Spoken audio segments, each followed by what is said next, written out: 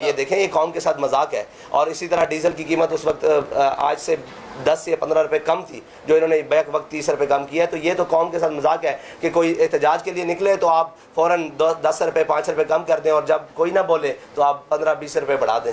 اچھا حافظ صاحب یہ بتائیے گا قوم کی بیٹیوں کو تو سڑکوں پر لایا جا رہا ہے جبکہ خود اپنی جو بیوی ہے ان کو 7 پردوں میں عدالت میں لایا جاتا ہے. یہ تو قوم کو سوچنا چاہیے نا, یہ قوم کو سوچنا چاہیے کہ ان کی سوال رائٹ ہے.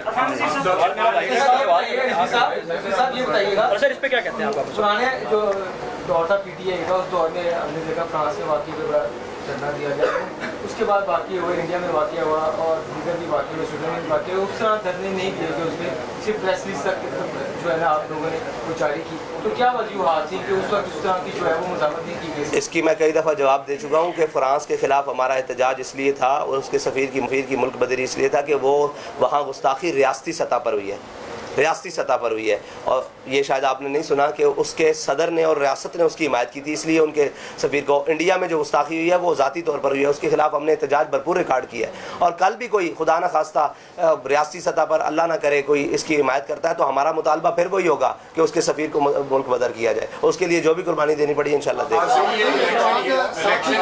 الیکشن ایئر ہے, یہ مہنگائی کے خلاف کوئی ریلی ہے یا یہ باقاعدہ طور پہ الیکشن کی کمپین کا آغاز کرنا ہے؟ ابھی تو مہنگائی کے خلاف ہے, جب الیکشن کے لیے آئیں گے تو انشاءاللہ ہم بتا دیں گے. جو بھی تحریک لبیک کے نظریے پر آ جائے گا اس سے کولیشن بن سکتی ہے. حکومت کی وجہ سے نہیں, اس کے پیچھے پوری معاشی ڈھانچہ اور ٹیکسز اور لیویز اور ڈیوٹیز وغیرہ. جب تک وہ کم نہیں ہوں گی اور حکمرانوں اور بیوروکریسی کی عیاشیاں کم نہیں ہوں گی, آپ تو یہ احتجاج بے معنی رہے گا اس لیے کہ وہ اسی فارمولے کے تحت 5-10 روپے پھر کم کر دیں گے. آپ کا ہدف وہ ظالمانہ قوانین کیوں نہیں ہے جس کی وجہ سے صرف اشرافیہ عیاشی کر رہی ہے اور عوام سڑکوں پہ اور اپنے گھروں میں بھوکی مر رہی ہے؟ آپ کا ٹارگیٹ وہ ہونا چاہیے نا جس سے مہنگائی کی جڑ ہی ختم ہو جائے. اس طرف آپ کی نظر کیوں نہیں ہے؟ بہت اچھا سوال کیا آپ نے. دیکھیں ہم نے فارمولہ دیا, ہم نے یہ کہا کہ آپ 800-700 سی سی والے کے لیے پیٹرول کی قیمت یہ رکھیں, بائکس والوں کے لیے یہ رکھیں, بڑی گاڑیوں والوں کے لیے یہ رکھیں. اس کی زد میں اشرافیہ ہی آ رہا ہے اور لوگ پوچھ رہے ہیں کہ آپ سے کسی نے رابطہ کیا؟ ہم سے حکومت نے تو رابطہ نہیں کیا, لیکن جو حکومت کے وہ پالے ہوئے لوگ ہیں جو اس کے کمیشن کھاتے ہیں انہوں نے ہم سے رابطہ کیا. کیا آپ یہ کیا کرنے جا رہے ہیں؟ آپ بھی پر لیٹر کوئی ہم سے کمیشن لے لیں, ہم سے کوئی بات کر لیں, تو اس کا مطلب ہے ہمارا تیر بہدف ہوا, ہمارا تیر بہدف ہوا. ان کو تھوڑی پریشانی کا سامنا کرنا پڑا. وہ ہم سے کہہ رہے ہیں کہ آپ ہم سے وہ لے لیں, کیا نام ہے اس کا, کمیشن لیں پر لیٹر, اور آپ اپنے اکاؤنٹس بتائیں, ہم ان کے اندر پیسے بھیجنے کے لیے تیار ہیں. ہم نے کہا ہمیں نہیں چاہیے, ہم قوم کے ساتھ کھڑے ہیں اور قوم کے لیے پیٹرول سستا کرو.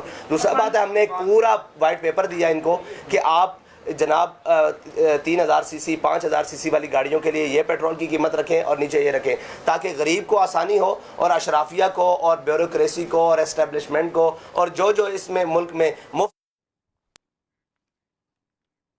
لاہور ہائی کورٹ نے اسپیکر اور الیکشن کمیشن کی جانب سے پی ٹی آئی اراکین کے استعفوں کی منظوری کی نوٹیفیکیشن کو کالعدم قرار دے دیا. عدالت نے تحریک انصاف کے 72 اراکین قومی اسمبلی کے استعفوں کی منظوری کے خلاف درخواستوں پر فیصلہ سنا دیا. عدالت نے اراکین کو استعفے واپس لینے کے لیے اسپیکر کے سامنے پیش ہونے کی ہدایت کر دی. اسپیکر قومی اسمبلی کو تمام ممبران کو دوبارہ سن کر فیصلہ کرنے کی ہدایت بھی کی. جسٹس شاہد کریم نے ریاض فتحانہ سمیت دیگر کی درخواستوں پر فیصلہ سنایا. تحریک انصاف نے قومی اسمبلی میں واپسی کا اندیا دے دیا. پی ٹی آئی کے وکیل علی ظفر نے کہا لاہور ہائی کورٹ نے تاریخ اور میرے خیال سے انہوں نے جنگلے بھی پھلانگے ہیں, انہوں نے جناب سپریم کورٹ کی باہر جا کر گھیراؤ بھی کیا ہے. تو ہم تو اس کے سخت مخالف ہیں, اس کے سخت مخالف ہیں, اس لیے کہ جناب جب ان کے لیے احتجاج منع ہے اور سپریم کورٹ کے باہر جانا منع ہے تو ان کے لیے 2 قوانین پاکستان کے اندر بیک وقت نہ دکھائیں جس سے کسی کے بیانیوں کو فائدہ ہو. عقل کا استعمال کریں اور فہم و فراست کا استعمال کریں اور پاکستان کو بہتری کی طرف لے کر جائیں, نہ کہ اپنی ذاتی مفادات کی طرف لے کر جائیں اور ذاتی بقا کی طرف لے کر جائیں. صاحب یہ بتائیے گا کہ آپ کا یہ جو مارچ ہے ये कराची से 22 को शुरू होगा और कब पहुंचेगा, कितने दिनों में इस्लामाबाद पहुंचेगा, और दूसरा ये भी बता दीजिएगा कि ये आगे जो धरने की शक्ल ये इख्तियार कर सकता है, कितने दिन का शेड्यूल इसका बता जी। हमारा रूट प्लान मौजूद है, वो आपको दे दिया जाएगा सोशल मीडिया और मीडिया के ज़रिए भी, और पेपर्स में भी इंशाल्लाह रूट प्लान वो सारी चीज़ें हैं, GT रोड के थ्रू आ रहे हैं। और दूसरी बात है कि आपने कहा कि धरना और ये वो, जब तक हमारे मुतालबात ना माने गए इंशाल्लाह हम रोड पर रहेंगे, अपनी बात मानेंगे। सलाह आम है यारान नुक्ता दान के लिए जी। अब तक तो तहरीक लब्बैक के ज़ेर तमामी है जी। इलेक्शन जब मुद्दत पूरी हो जाएगी असम्बली की, उस वक्त फिर हम आपको बताएंगे कि इलेक्शन किस तरह ये बताएं कि इस वक्त इमरान खान की इस्टेब्लिशमेंट से लड़ाई हो रही है और जाहिर है आप भी इस्टेब्लिशमेंट के खिलाफ हैं। इस बुरे वक्त में अगर इस्टेब्लिशमेंट आपको शाखे जैतून पेश करती है और इस मुश्किल से निकालने के लिए आपसे कोई तामुल चाहती है, तो क्या आप लॉन्ग मार्च के जरिए जो इमरान खान का ये एक है इंतशार, उसकी तवज्जो बटाने के लिए इस्टेब्लिशमेंट की मदद करेंगे? देखें जी, हम हरगिज़ उस किसी की मदद नहीं करेंगे जिसका आइनी हक पाकिस्तान में अपनी हुदूद से बाहर जाता है। हम हर वक्त हर लम्हा पाकिस्तान की मदद करेंगे। पाकिस्तान के लिए हमारे खून की भी ज़रूरत होगी तो हम देंगे, हमारी जान की ज़रूरत होगी, माल की ज़रूरत होगी, हम देंगे। एस्टेब्लिशमेंट को हम कहते हैं कि आपका वक्त और आपकी हुदूद ये है कि आप बार्डरों पर जाएं और अपना काम करें और बंद कमरों में फैसले नहीं करें। ये हमारा बुनियादी मौक़िफ़ है।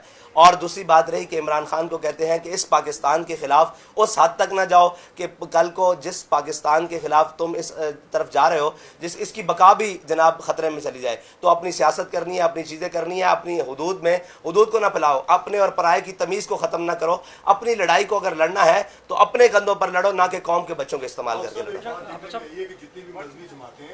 जब भी इलेक्शन कंटेस्ट करती है तो इनका वोट बैंक कभी भी इनके जो कैंडिडेट्स हैं उनको जितवाने में मददगार साबित नहीं होता, उसके कंपैरेटिव साबित होता है कि कोई ना कोई पार्टी हरा दी जाती है जो उसकी कहीं पर एडजस्टमेंट की जाती है।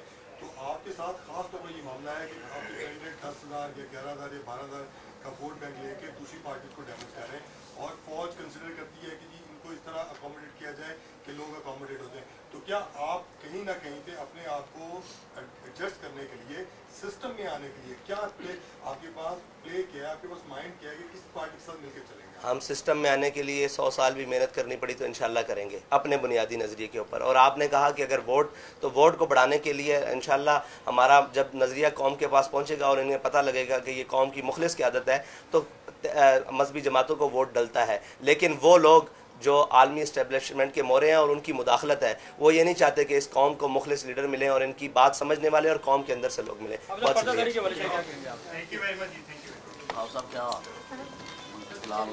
कैसे हैं? ठीक ठाक है? उसके ज़ाती सवाल सियासी करें फिर सर, आप सिस्टम में से कितना शेयर मांग रहे हैं? हम इंशाल्लाह मुतनासिब नुमाइंदगी की तरफ भी आएंगे जब हम जो हमारा हक बनेगा, जितने हम